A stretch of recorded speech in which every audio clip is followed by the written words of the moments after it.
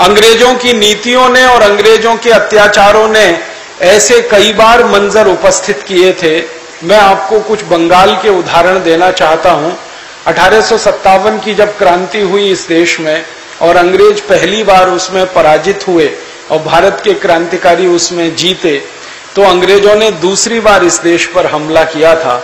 1 नवंबर 1858 के आसपास बंगाल के उन सब इलाकों को अंग्रेजों ने सील कर दिया था जहां से क्रांतिकारियों के दल निकला करते थे।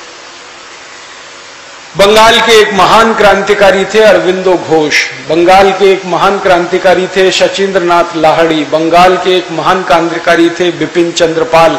ऐसे क्रांतिकारियों के दल बल जिन गांवों में रहा करते थे, जिन शहरों में रहा करते थे, उन शहरों को अंग्रेजों ने चारों तरफ से सील कर दिया था।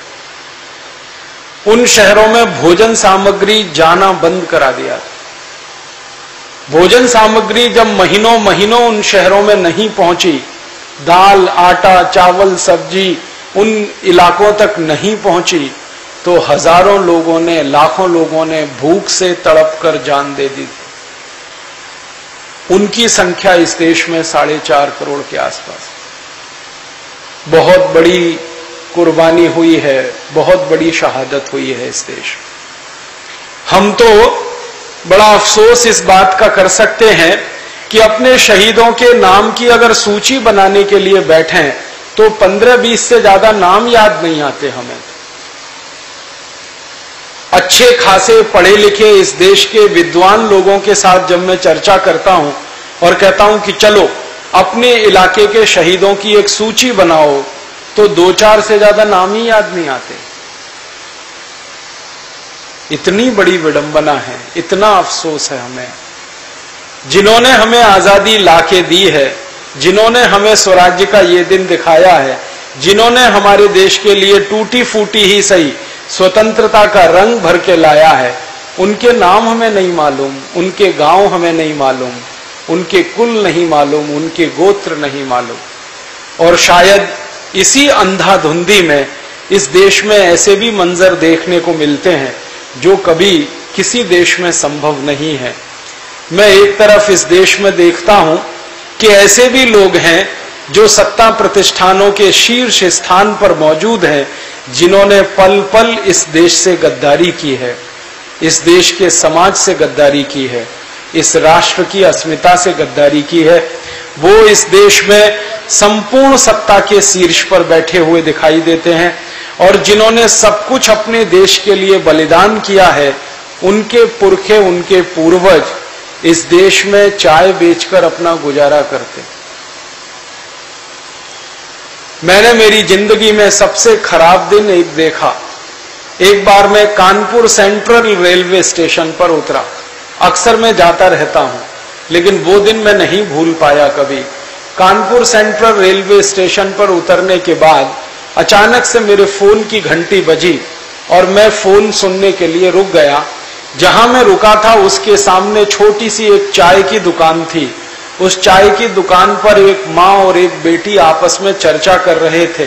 चर्चा का विषय था कि हम गरीब क्यों हैं और कुछ लोग इस देश में बहुत अमीर क्यों हैं। तो माँ अपनी बेटी को समझाने की कोशिश कर रही थी। मेरे फोन की वार्ता पूरी होने के बाद मैं भी उन दोनों के पास चला गया। मैंने जानने की कोशिश की कि आप ये जो गंभीर चर्चा कर रहे हैं, ये तो भारत की संसद में होनी चाहिए, और हमारी संसद अगर ये चर्चा नहीं कर सकती है तो इससे ज्यादा शर्म की बात हमारे लिए क्या हो सकती है। मैंने जिज्ञासावश उन दोनों का परिचय पूछ लिया तो मेरी आंख से आंसू निकल आए। वो दोनों अमर शहीद तात्या टोपे के परिवार के लोग थे। उनको इस देश ने चाय बेचने के काम पर लगा रखा है, और जिन्होंने अंग्रेजों के साथ दोस्ती करके इस देश से गद्दारी की थी, उनको इस देश ने मुख्यमंत्रियों के पदों पर बिठा रखा है। आप जानते हैं कुछ परिवार ऐसे हैं जिन्होंने हर क्षण, हर पल इस देश के क्रांतिकारियों के खिलाफ काम किया, देश की आजादी के खिलाफ काम किया, देश की स्वतंत्रता के खिलाफ काम किया। ऐसे परिवार इस देश की सत्ता व्यवस्था में हों, और जिन्होंने सब कुछ न्यौछावर कर दिया, उनके परिवार के लोग चाय बेचें इस देश में। क्या यही दिन देखने के लिए देश आजाद हुआ है? हमारे देश में एक सिंधिया परिवार है जिन्होंने जिंदगी भर अंग्रेजों की सेवा की है, जिन्होंने झांसी की रानी लक्ष्मीबाई को मरवाने में बहुत बड़ी भूमिका अदा की है, जिन्होंने अंग्रेजों को अपनी फौज देकर, जिन्होंने अंग्रेजों को अपने सैनिक देकर क्रांतिकारियों पर हमले करवाए थे, उस परिवार के लोग इस देश में मुख्यमंत्री बनकर कुर्सी को सुशोभित करें और अमर शहीद तात्या टोपे के परिवार के लोग चाय बेचते फिरें, इससे बड़ा अपमान इस देश में कुछ नहीं हो सकता।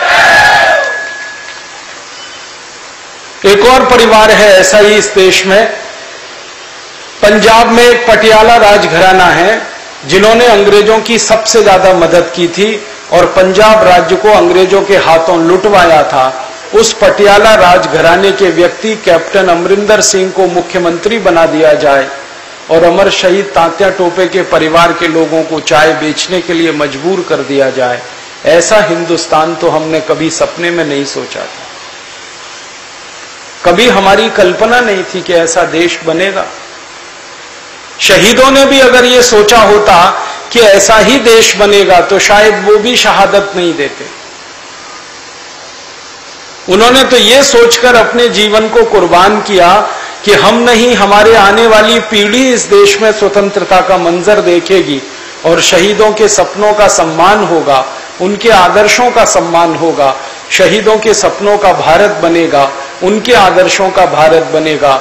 लेकिन आजादी के 62 साल के बाद भी बन नहीं पाया। ऐसा ही हुआ।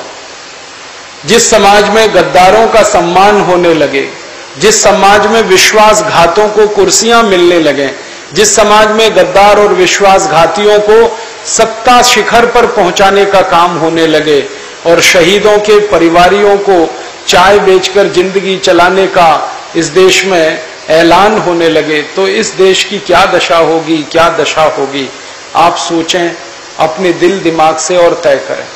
मुझे तो बहुत खराब लगता है, बहुत क्रोध आता है, बहुत गुस्सा आता है इस देश की व्यवस्था पर।